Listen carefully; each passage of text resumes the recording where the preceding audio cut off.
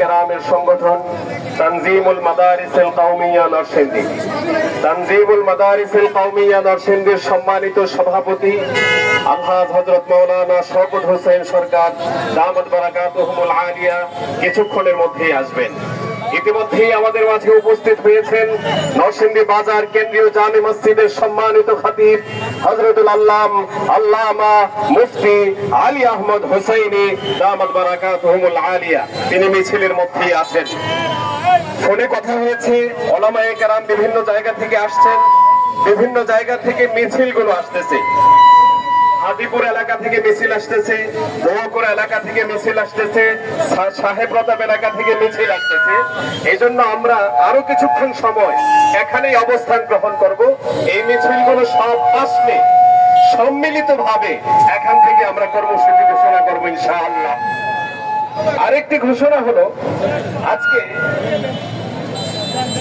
আজকে আমাদের এই যে কর্মসূচি, এটি মূলত গাজা এবং ফিলিস্তিনে যে স্ট্রাইক চলছে সেই স্ট্রাইকের প্রতি সংহতি প্রদর্শন, সম্মান প্রদর্শন।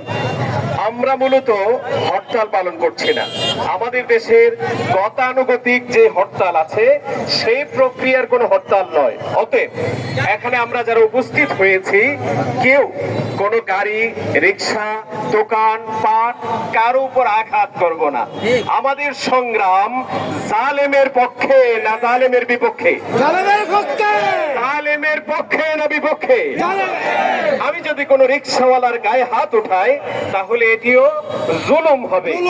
আমি জালেমের বিরুদ্ধে অবস্থান গ্রহণ করে নিজেই যদি জুলুম করি তাহলে এই আন্দোলনের কোনো ফল পাওয়া যাবে না।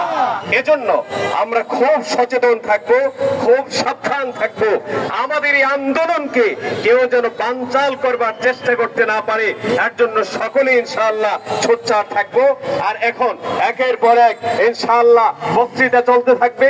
আমাদের অন্যান্য এলাকার মিছিলগুলো আসার পরে ইনশাআল্লাহ আমরা এখান থেকে যাত্রা শুরু করব। বিশেষত আমাদের আজকের যিনি আহ্বায়ক এবং সভাপতি আলহাজ হাফেজ মাওলানা শওকত হোসেন সরকার সাহেব এখানে আসবেন, এবং আমাদের বাজার মসজিদের খতিব আলী আহমদ হুসাইনি দামাত বারাকাতুহুমুল আলিয়া, ওনাদের অনুমতি ক্রমে ইনশাআল্লাহ আমরা যাত্রা শুরু করব। এখন একের পর এক উলামায়ে কেরাম ইনশাআল্লাহ কথা বলবে, আমরা মনোযোগ সহকারে শুনি। এই পর্যায়ে বক্তব্য নিয়ে আসছেন মাওলানা মাসুম বিল্লাহ।